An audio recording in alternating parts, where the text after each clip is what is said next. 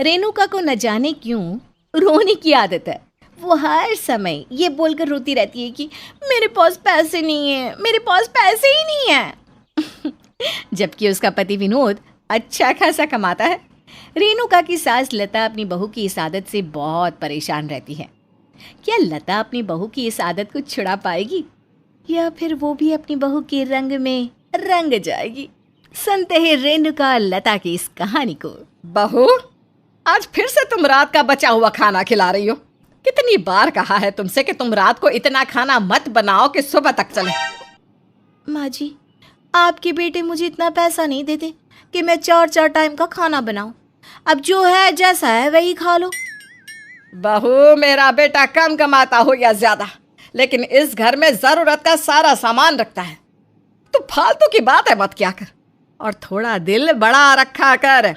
माँ जी, दिल बड़ा करने से कुछ नहीं होता, जेब बड़ी करनी पड़ती है। अब आप जल्दी से खा लो, गरम करके लाई हूँ, ठंडा हो जाएगा खाना। लता खाना खा लेती है। थोड़ी देर बाद लता की पड़ोसन आती है और उससे बात करने बैठ जाती है। तभी लता अपनी बहू से कहती है, बहू, हमारे घर मेहमान आए हैं, जाकर चाय बना कर लाओ। लता बहन, हम कहाँ के मेहमान, हम तो पड़ोसी हैं। चाय वाय तो रहने ही तो आप। अरे बहन, इतने दिनों बाद आई हो तो मेहमान ही हुई ना आप। अब आई हो तो बिना चाय पिए नहीं जाने दूंगी। अरे जा बहू, चाय बना ला। पता नहीं क्यों माँ जी सबको बुला बुला कर चाय पिलाती हैं। इन्हें पता ही नहीं कि कितनी महंगाई हो रही है। अरे इन्हें चाय पीने का शौक है तो ये क्यों नहीं चली जाती किसी के घर चाय पीने के लिए। थोड़ी देर बाद रेणुका चाय बनाकर लाती है। चाय देखकर लता और पड़ोसन दोनों के होश उड़ जाते हैं। लता गुस्से से अपनी बहू से कहती है, बहू, क्या हुआ है तुझे? ये काली चाय बनाकर क्यों लाई हो? इसमें दूध क्यों नहीं डाला? माँ जी, आपको पता तो है दूध कितना महंगा हो रहा है, इसलिए मैं दूध कम ही लाती हूँ। अब घर में दूध नहीं होता तो क्या करती मैं, इसलिए बिना दूध की चाय बना दी मैंने।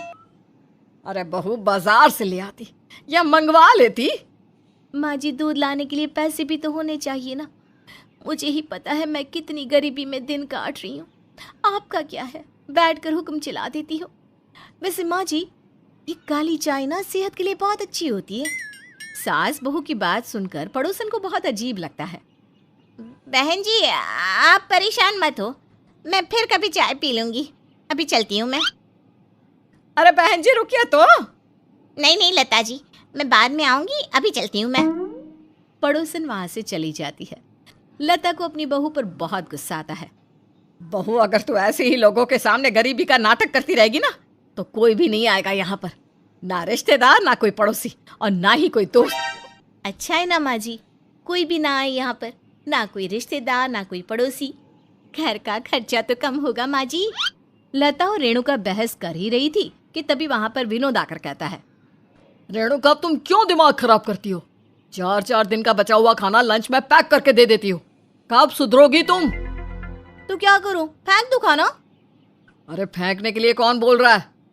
देखो, तुम रोज खाना बनाया करो, थोड़ा थोड़ा, और ताज़ा खाना बनाया करो। फेंकने की जरूरत ही नहीं पड़ेगी। और इतने दिन के रखे पुराने खाने से तबीयत भी खराब हो जाती है। इतनी गरीबी है घर में और तुम बादशाह वाले ख्वाब देख रहे हो। रोज अच्छा खाना खाना है। सैलरी देखिए अपनी। रेणुका, मैं अच्छा खासा कमा लेता हूँ, और कम से कम इतना तो कमा ही लेता हूँ कि इस घर में रह रहे लोगों का पेट अच्छी तरह से पाल सकूं। रहने दो, अब बोलो मत कुछ, चुप ही रहो। माँ, कल से आप ही खाना बना देना। मैं 4 दिन पुराना खाना नहीं ले जा सकता ऑफिस। अगले दिन से लता अपने बेटे के लिए खाना बनाने लगती है। लता को इस तरह से खाना बनाते देख रेणुका उससे कहने लगी, माँ जी, ये रोज रोज आप अपने बेटे के लिए शाही पकवान बनाती हो ना, अगर रोज रोज ऐसे ही चलता रहा तो एक दिन कटोरा हाथ में आ जाएगा। अरे बहू, शुभ शुभ बोल। ये कैसी अशुभ बातें कर रही है तू यहाँ खड़ी होकर? ऊपर वाला करे मेरा घर फलता रहे, फूलता रहे। और हाँ, ऐसी बातें ना अपने मायके वालों के बारे में बोला कर। हमारे बारे में ये सब आप शगुन बोलने की जरूरत नहीं है। आपको बुरा लग गया माँ जी, लेकिन मैं सच कह रही हूँ। मेरे मायके वाले ऐसे फिजूल खर्चे बिल्कुल भी नहीं करते। वो सब कुछ ना हिसाब से करते हैं। बहू महा कंजूस है तेरे मायके वाले। दाल बनाते हैं तो रोटी नहीं बनाते, और रोटी बनाते हैं तो दाल नहीं बनाते। मुझे याद है, मेरा बेटा पहली बार तेरे घर गया था और बेचारा अचार से रोटी खाकर आया था। तेरे घर वालों से इतना भी नहीं हुआ कि अचार के साथ प्याज भी दे दे। माँ जी प्याज दे देते, लेकिन उस समय प्याज कितनी महंगी बिक रही थी, बिल्कुल सोने के भाव। इसलिए उस दिन घर में ना प्याज नहीं थी। अरे ओ प्याज की बच्ची, एक बात बता, दुनिया में कौन ऐसा आदमी होगा जो अपने दामाद को अचार के साथ सूखी रोटी खिलाता होगा? अरे पहली बार मेरा बेटा तेरे घर गया था, तब से आज तक नहीं गया वो। इस तरह रेणुका और लता में बहस होने। अगले दिन रेणुका अपने घर के बाहर खड़ी हुई थी, तभी वहां सेब बेचने वाला आया। मोहल्ले की सभी औरतें सेब खरीदने लगी। तभी एक औरत ने रेणुका से कहा, अरे रेणुका, तू वहां क्यों खड़ी है? सेब बहुत सस्ते और अच्छे हैं, ले ले तू भी। मैं कहाँ लूंगी दीदी, अब गरीब लोग सेब कहाँ खाते हैं। हमारे यहाँ तो ये आलम है कि रोटी बना लो तो सब्जी की चिंता, और सब्जी बना लो तो रोटी का आता पता नहीं। अरे रेणुका, ऐसा क्यों बोल रही है? विनोद तो बहुत अच्छा कमाता है। दीदी कमाते हैं तो क्या, सभी खाने में ही उड़ाते हैं? भविष्य के लिए कुछ बचाना भी तो होता है ना। यहाँ खड़े होकर तो तू गरीबी पर खूब भाषण दे रही है, लेकिन रोज रात को विनोद इतनी सारी चीजें खरीद कर ले जाता है, खाने की, पहनने की, और तेरी सास भी दिन भर कुछ न कुछ खरीदती रहती है। उन्हें देखकर तो लगता नहीं कि तू गरीब है। उन्हें तो आदत है फिजूल खर्ची की। वैसे मैं उन्हें ना बहुत समझाती हूँ, लेकिन उन्हें मेरी कोई बात समझ में ही नहीं आती।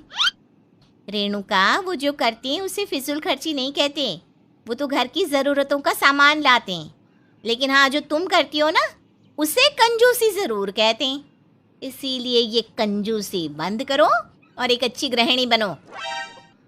रेणुका औरतों की बात सुनकर वहां से चली जाती है और घर के अंदर आकर कहती है, इन औरतों को इतना भी नहीं पता कि आज जो हंस हंस कर सेब खरीद रही है ना, जब कल को इनके पास खाने के पैसे नहीं होंगे तब पता चलेगा। धीरे धीरे रेणुका की इस आदत के बारे में सभी को पता चल गया। इस बात से परेशान होकर लता ने विनोद से कहा, विनोद, तेरी बीवी ने तो सारी दुनिया के सामने हमें गरीब बना दिया। सच बोल रही हूँ मैं, इतनी महागरीब बहू मैंने पहले कभी नहीं देखी। माँ, रेणुका की इस आदत से तो मैं भी बहुत ज्यादा परेशान हूँ, समझ में नहीं आ रहा क्या करूँ। बेटा, ये ऐसे ही मेरी इज्जत का जनाजा कब तक निकालती रहेगी? हमें कोई ना कोई ठोस कदम उठाना ही होगा। माँ, इस बात से बचने का बस एक ही तरीका है कि हमें इससे भी ज्यादा गरीब बनना होगा, तभी कुछ हो सकता है। अब विनोद और लता ने अपनी बहू को सबक सिखाने की ठान ली। सुबह लता ने सबके लिए चाय बनाई। जैसे ही रेणुका ने चाय पी, वैसे ही मुंह से निकाल दी, माँ जी, ये क्या बनाया है आपने? ना तो इसमें दूध है और ना ही चीनी, चाय पत्ती डाली है तो वो भी बस नाम के लिए। बहू, गरीबी में ऐसा ही नाश्ता मिलता है। तुझे पता है ना, चीनी, चाय पत्ती कितनी महंगी हो गई है, और दूध का दाम तो आसमान छू रहा है। इसलिए बहू, तुझे जो मिल रहा है वही खा पी ले और ऊपर वाले का शुक्रिया अदा कर। रेणुका अपनी सास की बात सुनकर हैरान हो गई। थोड़ी देर बाद रेणुका ने अपने पति से कहा, सुनिए जी, मुझे अपने मायके जाना है, आप मुझे कुछ रुपए दीजिए ना। विनोद रेणुका को 10 रुपए देता है। ये क्या, 10 रुपए? अरे और कितने रुपए दूं तुम्हें? तुम्हें पता है ना मेरी सैलरी कितनी कम है, घर का गुजारा मुश्किल से हो पाता है। मुझे ये सब मत बताओ, कम से कम ऑटो या टैक्सी का किराया तो दे दो। 10 रुपए में मैं अपने मायके कैसे जाऊंगी? देखो, यहाँ से पैदल जाना बस स्टॉप तक, वहाँ से 5 रुपए वाली टिकट लेना और उसके बाद तुम सीधे अपने घर पहुँच जाओगी। और हाँ, मैंने तुम्हें दोनों तरफ का किराया दे दिया है, अब ये मत बोलना कि मैं तुम्हारा ख्याल नहीं रखता। विनोद वहाँ से चला जाता है। रेणुका सोचती है, क्या हो गया इन दोनों को, ये दोनों तो मुझसे भी ज्यादा महागरीब हो गए। रात को रेणुका सबके लिए खाना बना रही होती है, तभी विनोद और लता उसके पास आकर कहते हैं, अरे रेणुका बहू, क्या बना रही हो? इतना सारा खाना कौन खाएगा? एक काम करो, तुम सिर्फ 3 रोटी बनाना, हम तीनों एक एक रोटी ही खाएंगे। और ये आलू बैंगन बनाने की जरूरत नहीं है। आज सिर्फ आलू बना लो और 2 दिन बाद बैंगन बनाना। इस तरह ये सब्जी 4 दिन चल जाएगी। 2 दिन आलू खाएंगे और 2 दिन बैंगन। ये आप दोनों को क्या हो गया है? इतने कंजूस तो आप पहले कभी नहीं थे, और क्यों ऐसी बात कर रहे हो? माँ जी, एक एक रोटी से हम तीनों का पेट भर जाएगा? हैं? ऊपर वाले का दिया सब कुछ है हमारे पास, फिर क्यों आप दोनों इतना गरीब बनकर दिखा रहे हो? बहू, मैं भी तो यही कहती हूँ कि ऊपर वाले का दिया सब कुछ है हमारे पास, फिर क्यों तू महागरीब बनकर दिखाती है? तेरी वजह से हमारे घर की हर जगह बदनामी हो रही है। माँ और मैंने नाटक किया था तुम्हें सबक सिखाने के लिए, और अब भी तुम नहीं सुधरी तो माँ और मैं तुमसे बड़े गरीब बनकर दिखा देंगे। अरे मैं तो नौकरी भी छोड़ दूंगा। दोनों की बात सुनकर रेणुका चुप हो गई। उसने दोनों से वादा किया कि वो आगे से कभी गरीब बनकर नहीं दिखाएगी। अब रेणुका अपने मोहल्ले वालों, रिश्तेदारों और दोस्तों के बीच अपनी और अपने परिवार की छवि सुधारने की कोशिश कर रही है। अरे ये नहीं वो नहीं, ऐसा नहीं वैसा नहीं, तो चाहिए क्या आपको बहन जी? अरे भैया, मेरी मम्मी जी को ऐसी वैसी सब्जी पसंद नहीं है। अच्छी शक्ल हो, ताजी हो और स्वाद भी। अरे सब्जी में आपकी सास के इतने नखरे हैं, तो उन्होंने आपको कैसे पसंद किया होगा? पूछिए मत। बहन जी, ये रही हमारी बेटी। और ना चाय यहाँ रखो। मुझे तो कुछ खास नहीं लग रही है लड़की। माँ, 44वीं लड़की है, वो भी आपको खास नहीं लग रही? अरे हम कोई और देख लेते हैं। सच कहूँ तो मुझे रीना बहुत पसंद आई है। मैं शादी करूंगा तो इसी से। अरे पर मुझे, मैंने हर बात तुम्हारी मानी है ना माँ, इस बार तुम मेरी बात मान लो प्लीज। मुझे रीना बहुत पसंद है। ठीक है, तेरी मर्जी। अब तुझे पसंद है तो मैं क्या कह सकती हूँ। अब ठीक है भाई साहब, मेरे बेटे को भी आपकी बेटी पसंद है।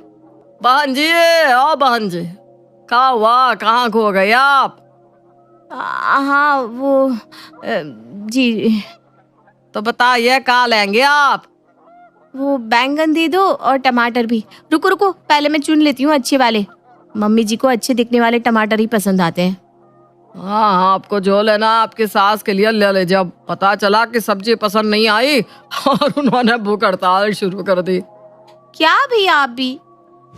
रीना चुन चुन के सब्जी लेकर घर आती है और अपनी सास को दिखाती है, जिससे वो खुश हो जाए। मम्मी जी देखिए, कितनी फ्रेश सब्जी है, बिल्कुल वैसी जैसे आपको पसंद है।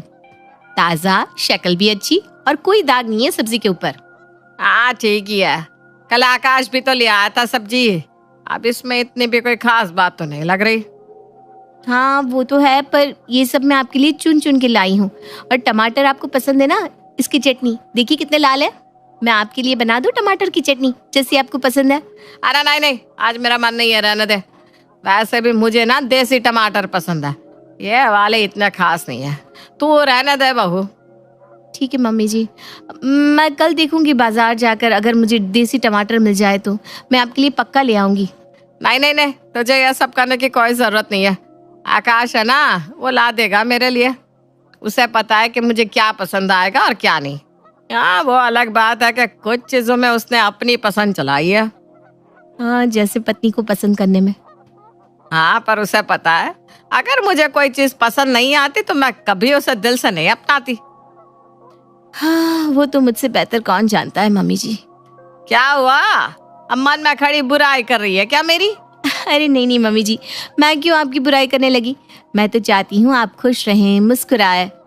तेरा मतलब है कि मैं खुश नहीं रहती, मुस्कुराती नहीं, मुंह फुलाए घूमती हूँ? ऐसा कहना चाहती है क्या तू? अरे नहीं मम्मी जी, आप गलत समझ रही हैं। मेरा वो बिल्कुल मतलब नहीं था। वो तो मैं बस। वो तो मैं क्या, आजकल की बहुओं को तमीज ही नहीं है बड़ों से बात करने की, सीधा मुंह पे जवाब दे देती है। मम्मी जी, मैं ऐसा कुछ नहीं कहना चाहती थी। अरे माँ छोड़ो ना, रीना की बातों का ये मतलब बिल्कुल नहीं था। वो तो उल्टा ये दुआ कर रही थी कि आप खुश रहें, मुस्कुराए। उसमें भी दिक्कत है क्या आपको? अब उसमें भी का क्या मतलब होता है? मैंने आज तक तेरी बीवी को कुछ नहीं कहा, पूछ इससे। पता नहीं क्या कान में भड़काती रहती है पूरा दिन, जो ऐसे आकर तू मुझे कह रहा है। अरे माँ, रीना तुम्हारे बारे में मुझसे कभी कुछ नहीं कहती, सच। हाँ, अब यह तो दुनिया की रीत है ना कि शादी के बाद बेटा माँ का कहाँ रहता है, पराया हो जाता है, बीवी के आगे पीछे घूमता है। ऐसा कुछ भी नहीं है माँ। ठीक है, आई एम सॉरी, मैंने तुमसे कुछ कह दिया। अब चलो मान भी जाओ। मुझे भी माफ कर दीजिए मम्मी जी, मेरी वजह से आपका मन दुख हो तो। हाँ हाँ अब ठीक है, मेरा दिल बहुत बड़ा है इसलिए सबको माफ कर देती हूँ। ये हुई ना बात। अच्छा अब मैं चलता हूँ ऑफिस, मुझे लेट हो रहा है। ध्यान से जाना मेरा राजा बेटा। रीना की लाख कोशिशों के बाद भी रीना अब तक कावेरी की पसंद नहीं बन पाई थी, लेकिन उसने भी हार न मानने की कसम खा ली थी। वो रोज कावेरी का मन जीतने की कोशिश करती, रोज कुछ ऐसा करती जो कावेरी को इम्प्रेस कर सके। अरे बहन जी, आपने इतनी साड़ियाँ देखी है, अभी तक आपको कोई पसंद नहीं आ रही क्या? अरे भैया, मुझे आपकी दुकान की सबसे बेहतरीन साड़ी दिखाइए ना। अच्छा अच्छा समझ गया, अपनी सास को देनी है ना आपको? आपको कैसे पता? अरे मैडम जी, जब भी कोई लड़की आकर ये कहती है ना कि मुझे सबसे बेहतरीन साड़ी दिखाओ, तो वो अपने लिए मांग रही होती है, जिससे वो होने वाले पति को इम्प्रेस कर सके। लेकिन कोई शादीशुदा औरत आकर कहती है ना सबसे अच्छी साड़ी दिखाओ इसका मतलब उसके और उसकी सास के 36 के आंकड़े हैं और बहू सास को इम्प्रेस करना चाहती है। भैया अब तो बड़ी स्मार्ट हो, अब प्लीज मदद भी कर दीजिए। अरे बहन जी, मैं आपको एक ऐसी साड़ी दिखाता हूँ जो पूरे जयपुर में आपको कहीं नहीं मिलेगी, और उसे देखकर आपकी सास आपको गले लगा लेगी। अच्छा फिर तो जल्दी से दिखाइए। ये देखिए, ऐसा काम और ऐसा कपड़ा आपको कहीं नहीं मिलेगा। ये आपको मार्केट में मिल जाए तो नाम बदल डालूंगा अपना। वाह, ये तो सच में बहुत सुंदर साड़ी है भैया, पर थोड़ी सी महंगी है बहन जी। अरे कोई बात नहीं, मैं अपनी साड़ी नहीं ले रही हूँ, आप ये दे दीजिए मुझे। ठीक है, मैं पैक करवा देता हूँ आपके लिए। इससे देखकर तो माँ जी पक्का खुश हो जाएंगी, उन्हें इस तरह की महंगी साड़ियाँ पसंद भी है बहुत। रीना यही सोचकर साड़ी लाती है कि उसकी सास साड़ी देखकर बहुत खुश हो जाएगी, लेकिन उसे क्या पता था कि उसकी सास उसे नीचा दिखाने के लिए किसी भी हद तक जा सकती है। आकाश, ये देख कितनी महंगी साड़ी ले आई है ये। मैंने कहा था इसे इतनी भी छूट मत दे कि सर पे चढ़ जाए। अब देखा इसके कारनामे, साड़ी की कीमत देखकर ही मुझे तो चक्कर आ रहा है। रीना, तुम इतनी महंगी साड़ी क्यों लाई हो? माँ की बात तो सही है, ये बहुत ही महंगी है। हाँ मैं जानती हूँ, पर ये साड़ी मैं मम्मी जी के लिए लाई हूँ। उन्हें ऐसी महंगी साड़ियाँ पसंद है ना, इसलिए मैंने अपनी साड़ी नहीं ली और उनकी साड़ी ले ली। वाह वाह वाह, उल्टा चोर कोतवाल को डांटे। पहले तो ये इतनी महंगी साड़ी ले आई, उसके बाद पूछने पर गलती मानने की बजाय मेरा नाम दे रही है कि मम्मी जी को महंगी साड़ी पसंद है। तुम जितनी सीधी दिखती हो ना, उससे कहीं ज्यादा होशियार हो बहू, सच में। मैं सच कह रही हूँ मम्मी जी, मैंने ये साड़ी आपके लिए ही खरीदी है, और इसीलिए तो मैंने अपनी साड़ी भी नहीं ली, क्योंकि मुझे पता है कि ये बहुत महंगी है। माँ, रीना कह रही है तो मान लो, वो कितने प्यार से तुम्हारे लिए साड़ी लाई है। और देखो ना, सच में वो अपने लिए भी साड़ी नहीं लाई, सिर्फ तुम्हारे बारे में सोचकर। हाँ, बड़ी आई मेरे बारे में सोचने वाली। मेरे बारे में सोचने के लिए मेरा बेटा है, वो मुझे हर महीने एक अच्छी सी अच्छी साड़ी दिलवाता है। तुम्हें मेरे बारे में सोचने की कोई जरूरत नहीं है। ये तो यही साबित करना चाहती है ना कि मैं कितना खर्च करवाती हूँ, कि इतनी महंगी महंगी साड़ियाँ लेती हूँ। यही साबित करना चाहती हो ना बहू? नहीं माँ जी, ये तो आपका हक है, आपका बेटा इतना कमाता है, आप कोई भी साड़ी ले सकती हैं। मुझे तो लगा मैं आपके लिए कोई तोहफा ले आती हूँ, इसलिए मैं आपके लिए साड़ी ले आई बस। बस, अब और कुछ कहने की जरूरत नहीं है, सब समझती हूँ मैं। तुम अपने पति के सामने अच्छा बनने की कोशिश कर रही हो, जिससे मेरा बेटा हमेशा ही तुम्हारी साइड लेता रहे। माँ, ये कैसी बात कर रही हो तुम? मैं रीना को जानता हूँ, वो ऐसा कभी कुछ कर ही नहीं सकती। वो सच में तुम्हें खुश करना चाहती है, लेकिन तुम हो कि कभी उसकी कोशिश को देखती ही नहीं। हाँ हाँ, मैं ही बुरी हूँ ना।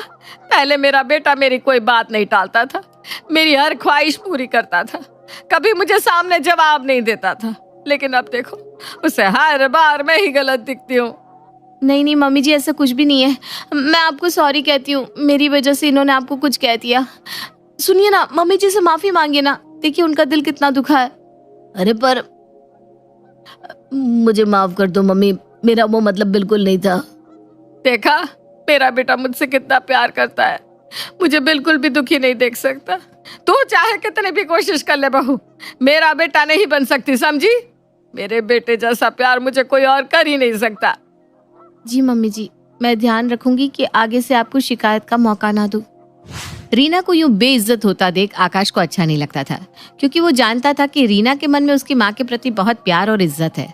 लेकिन बस उसकी माँ ही रीना को अपनाना नहीं चाहती। उस दिन मुझे तुम्हें शादी के लिए हाँ नहीं कहना चाहिए था। क्यों जी, मुझसे कोई गलती हो गई है क्या? मैं माफ़ी मांगती हूँ कि आज मैंने इतनी महंगी साड़ी ले ली। मैं आगे से कोई ऐसा काम नहीं करूँगी जिससे आपको या माँ जी को दुख हो। तुम बहुत बहुत अच्छी हो रीना। क्योंकि मैंने माँ की मर्जी के खिलाफ जाकर तुम्हें हाँ कहा तो वो तुम्हें आज तक पसंद नहीं कर पाई है। इसलिए तो देखो ना, तुम्हें इतना कुछ करती है, कहती है और तुम्हें नीचा भी दिखाती रहती है। मैंने तुम्हारी जिंदगी खराब कर दी है। अगर मैंने हाँ ना कहा होता तो तुम किसी अच्छे ससुराल जाती। अरे ऐसा कुछ नहीं है। मैं मानती हूँ कि मम्मी जी मुझे पसंद नहीं करती, लेकिन मुझे यकीन है एक ना एक दिन वो मुझे ज़रूर अपना लेंगी। देखिएगा, वो मुझे आपसे भी ज़्यादा प्यार करेंगी, मुझे गले से लगा लेंगी। तुम्हें लगता है वो दिन आएगा? क्या माँ का दिल सच में कभी पिघलेगा? अगर कोशिश करो तो पत्थर भी पिघल जाते हैं। मुझे यकीन है कि मैं अपनी कोशिश से मम्मी जी का मन ज़रूर जीत लूंगी। तुम्हारा विश्वास देखकर मुझे भी हिम्मत मिलती है, इसलिए मैं भी तुम्हारी मदद करूंगा माँ का दिल जीतने में। पक्का? पक्का पक्का। बोलो, मैं क्या मदद कर सकता हूँ? तो बताइए, माँ जी का जन्मदिन कब आता है? माँ का जन्मदिन तो अगले ही महीना है। क्यों, क्या हुआ? क्यों पूछ रही हो? मैं इसलिए पूछ रही हूँ क्योंकि मैं सोच रही थी कि इस बार मैं मम्मी जी का जन्मदिन अच्छे से मनाऊं। मैंने एक बार उनके मुंह से सुना था कि उन्होंने कभी अपना जन्मदिन अच्छे से नहीं मनाया, इसलिए इस बार मैं उनकी सहेलियों को भी बुलाऊंगी और उनके लिए खुद केक भी बनाऊंगी। सुना था शादी के बाद बीवी पति को खुश करने के लिए केक और पार्टी रखती है। लेकिन यहाँ तो मेरी बीवी अपनी सास का जन्मदिन मना रही है। बोलो। हाँ, क्योंकि आपकी माँ को खुश करना भगवान को धरती पर लाने के समान है। ये बात सही कही तुमने। और वैसे भी मेरे पतिदेव तो मुझसे ऐसे ही इम्प्रेस्ड है। क्या? अरे हम तो आपके गुलाम हैं, गुलाम मेम साहब। रीना ने कावेरी का जन्मदिन धूमधाम से मनाने का सोचा था, इसलिए उसने 1 महीने पहले ही सारी तैयारियां शुरू कर दी थी। कविता आंटी, आप आएंगी ना तो मम्मी जी को बहुत अच्छा लगेगा। सच में, आप इतनी पुरानी सहेलियां हैं, आप जरूर आइएगा। ठीक है, अब मैं फोन रखती हूँ। मम्मी जी की सहेलियों को तो बोल दिया, केक बना दिया है, अब नाश्ता बना देती हूँ जल्दी से। मम्मी जी को चाट बहुत पसंद है और छोले भटूरे, सबसे पहले यही बना देती हूँ। मैं तुम्हारी कोई मदद कर दूं? नहीं नहीं नहीं, सब कुछ बन गया है। आप चक्कर बताइए ना कैसा बना है, मम्मी जी को पसंद तो आएगा ना। ठीक है, लाओ मैं टेस्ट कर लेता हूँ। मेरे बेटे से रसोई में काम करवा रही है, पता नहीं क्या खिचड़ी पका रही है, कल से भाग दौड़ में लगी हुई है। ऐसा भी क्या कर रही है ये, और मेरा बेटा तो इसके पीछे लट्टू हुआ पड़ा है। जन्मदिन की शुभकामनाएं हो कावेरी। अरे तुम सब यहाँ? अरे तेरा जन्मदिन है ना, इसलिए पार्टी करने आए हैं। तेरी बहू ने हमें फोन किया था। हाँ माँ, और ये देखो रीना ने तुम्हारे लिए केक भी बनाया है। मुझे पता है ये सब मेरे बेटे का ही आइडिया होगा, वो मुझसे इतना प्यार जो करता है। थैंक यू आकाश। लेकिन माँ, मैंने कुछ नहीं किया। अरे तुम लोगों को पता है, कब से रसोई में खड़ा है बेचारा, मेरे लिए सब बना रहा था। अरे वाह बेटा, तूने तो बहुत अच्छी पार्टी रखी है माँ के लिए। अरे ये सब रीना ने किया आंटी जी। उसे ना अपनी तारीफ करने की आदत नहीं है, क्या करे आप। मम्मी जी आइए, केक काट लीजिए। हाँ हाँ चलो। रीना की इतनी मेहनत के बाद भी कावेरी ने उसका एक बार भी नाम नहीं लिया और ना ही उसे केक खिलाया, पर इस बात का आकाश को बहुत ज्यादा बुरा लग गया था। माँ, मुझे तुमसे बात करनी है। अरे आज मैं बहुत खुश हूँ कि तूने मेरे लिए इतनी अच्छी पार्टी रखी। माँ, मैंने कुछ नहीं किया, इस पार्टी के लिए ये सब रीना ने किया है। और तुमने उसे केक तक नहीं खिलाया। उस वक्त तुम्हारी सहेलियों के सामने मैंने कुछ नहीं कहा, लेकिन इस बार तुमने हद कर दी। बस हो गई खुशी तुम्हें? मेरे जन्मदिन वाले दिन पर भी मेरे और मेरे बेटे के बीच झगड़ा करवा दिया। देखिए, आज कुछ मत कहिए, आज मम्मी जी का जन्मदिन है। आप अंदर चलिए मेरे साथ। बस अब बहुत हो चुका, मैं ऐसे और नहीं देख सकता। अगर माँ तुम्हें पसंद नहीं करती तो हम यहाँ नहीं रहेंगे, उन्हें अकेले ही रहने दो, हम यहाँ से चले जाते हैं। ये आप कैसी बात कर रहे हैं? मम्मी जी को अकेला छोड़ दे, वो भी उनकी इस उम्र में। तुमने कितनी कोशिश की तुम उनका दिल जीत सको, लेकिन उन पर किसी भी बात का असर ही नहीं है। मैं अब यहाँ तुम्हारा और अपमान नहीं देख सकता, इसलिए हम यहाँ नहीं रहेंगे। पहले तो आप धीरे बात करिए, मम्मी जी ने सुन लिया तो उन्हें कितना दुख होगा। आप उनके बेटे हैं, उन्हें आपकी जरूरत है। हम मम्मी जी को छोड़कर कहीं नहीं जाएंगे। मुझे माफ कर दे बहू, मुझे माफ कर दे। मैं पता नहीं क्यों अपने अहंकार में तेरी खूबियों को देख नहीं पाई, लेकिन आज जब मेरा बेटा मुझे छोड़ने को तैयार था, लेकिन तू मेरा साथ नहीं छोड़ रही, मुझे एहसास हो गया है कि तू तो मेरे बेटे से भी बढ़ गया है। मम्मी जी आप रोइए मत, हम कहीं नहीं जाएंगे आपको छोड़कर। मुझे पता था रीना ऐसा ही कुछ कहेगी। मेरा प्लान कामयाब हो गया आखिरकार। कावेरी को एहसास हो गया कि रीना से अच्छी बहू उसे मिल ही नहीं सकती थी। ये क्या खुशबू आ रही है? माँ, ये लड्डू तुमने मेरे लिए बनाया है ना? हाथ भी मत लगाना लड्डू को, ये मैंने रीना के लिए बनाया है। मैंने कहा था ना, मम्मी जी मुझे आपसे भी ज्यादा प्यार करती है।